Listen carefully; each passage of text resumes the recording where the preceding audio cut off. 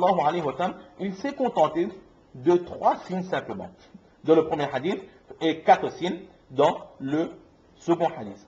Tout simplement parce que ces 3 signes sont suffisants pour nous montrer la lâcheté de cette personne et l'hypocrisie de ces personnes. Ce sont les 3 plus gros signes qui ouvrent les yeux d'une personne quant à la fermeté, quant à la loyauté de cette personne. Pourquoi? Parce que tout simplement, dans la pratique de la religion, la pratique se fait par 3 membres, ou sous 3 formes, la religion est pratiquée. Par les paroles, par les louanges d'Allah, etc. Par les paroles, on pratique la religion. Par les actions, et enfin, par les intentions. Et nous voyons que les 3 péchés qui sont ici mentionnés font défaut à ces 3 formes de pratique de la religion. Le mensonge est un défaut de la parole. Donc automatiquement, celui qui a l'habitude de mentir, nous allons remarquer que dans sa pratique de la religion, au niveau des paroles, cette personne a un manquement. Lorsque l'on fait une promesse, et que l'on ne tient pas cette promesse, c'est qu'en faisant la promesse, dans notre cœur, nous avions cette intention même de ne pas respecter cette promesse. Donc là, nous voyons que cette personne, de ses intentions, elle a un défaut. Donc ses actions aussi ne sont pas forcément acceptées. Oui, entre parenthèses, si par exemple nous avons fait la promesse à quelqu'un, que je te promets que je te donnerai ça, je te promets que je ferai ça, et nous avons vraiment l'intention de respecter notre promesse, mais pour une quelconque raison, nous n'avons plus respecté cette promesse. Nous avions promis que par exemple nous l'emmènerions faire les courses, mais au jour prévu, cette personne est tombée malade. Par la maladie, elle n'a pas pu aller.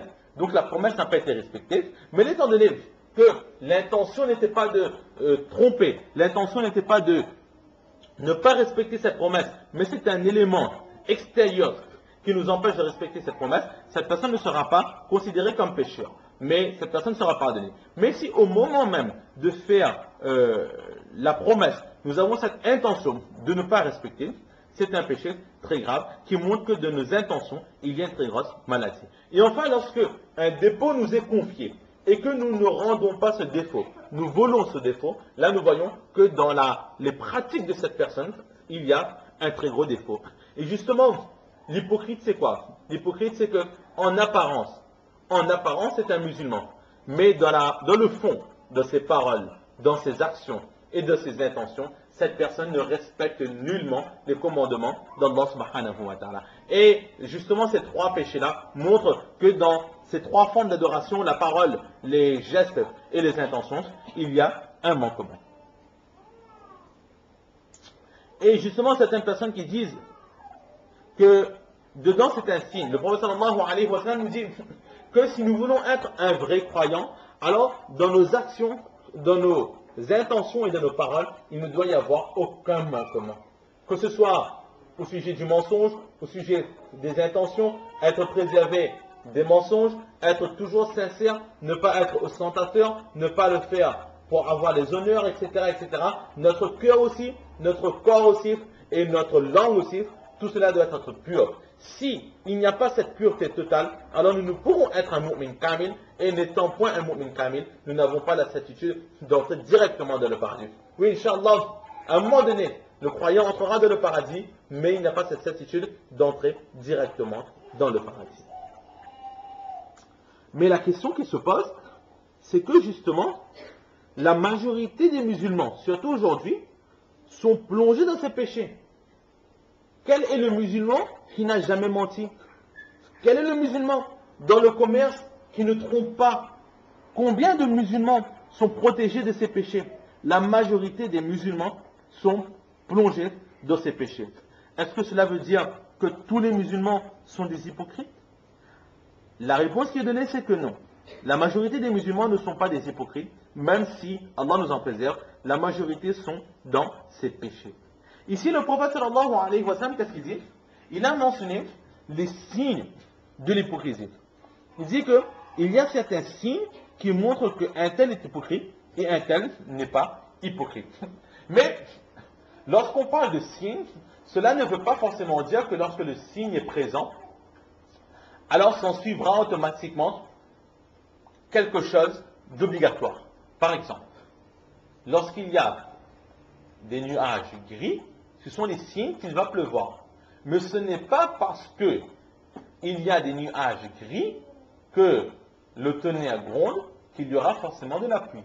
Ce sont des signes, mais la pluie ne vient pas obligatoirement lorsque les nuages sont gris. De la même façon, les signes ici, ce sont des signes pour être un hypocrite. Mais ce n'est pas parce que quelqu'un a ces signes en lui qu'il sera forcément un hypocrite. D'un autre côté, il y a ce qu'on appelle les causes. Les causes. Lorsque l'on parle de cause, alors là, automatiquement, s'en suivra quelque chose d'obligatoire. Il n'y a pas de fumée sans feu. Là où nous voyons de la fumée, cela signifie forcément que quelque chose est en train de brûler.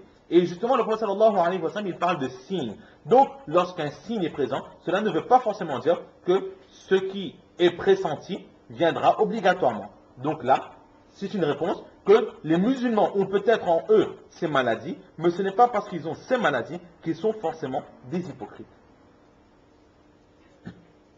Aussi, donc, pourquoi est-ce que le prophète sallallahu alayhi wa sallam, il a dit que ces pécheurs-là sont des hypocrites? Alors des personnes disent que, si nous regardons le texte en arabe, avant chaque péché, il y a le mot idha. Le mot idha signifie la continuité de le temps. Ce qui signifie que celui qui constamment ment, celui qui constamment trompe, celui qui constamment vole le dépôt des autres, il y a ce péché-là dure de le temps. Il ne cesse d'agir ainsi, alors cette personne-là est un pécheur et cette personne est un hypocrite. Or, le musulman, certes, il ment de temps en temps. Certes, certains trompent, certains volent dans les dépôts, mais ce n'est pas constamment. Ils ne le font pas systématiquement, tous les jours. Ce n'est pas tous les jours que le musulman va mentir. De temps en temps, il va mentir, mais de temps en temps, il va aussi dire la vérité. De temps en temps, il ne respectera pas ses promesses, mais de temps en temps, il va respecter aussi ses promesses.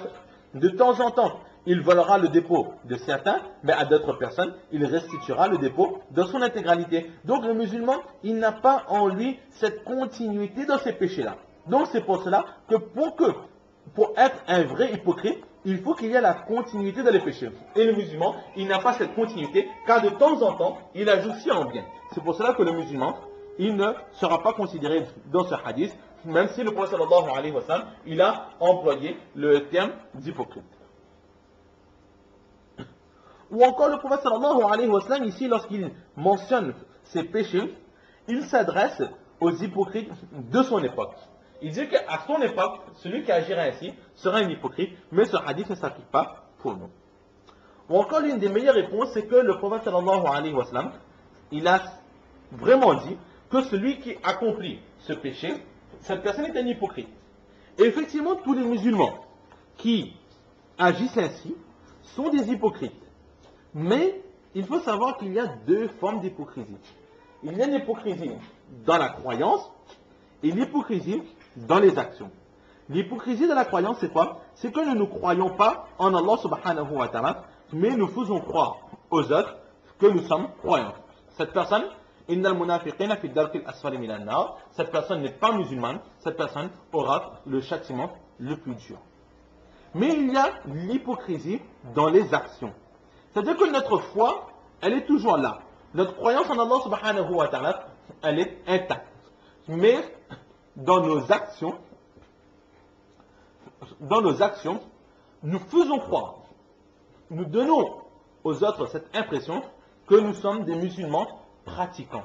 Mais dans le cachet, là où les autres ne voient pas, nous commettons des péchés qui amènent la colère d'Allah subhanahu wa ta'ala. C'est ce qu'on appelle l'hypocrisie dans les actions. Or, nous voyons que le mensonge, lorsque quelqu'un ment, la personne à qui nous parlons, cette personne croit que nous sommes en train de dire la vérité. Elle nous croit dans le vrai.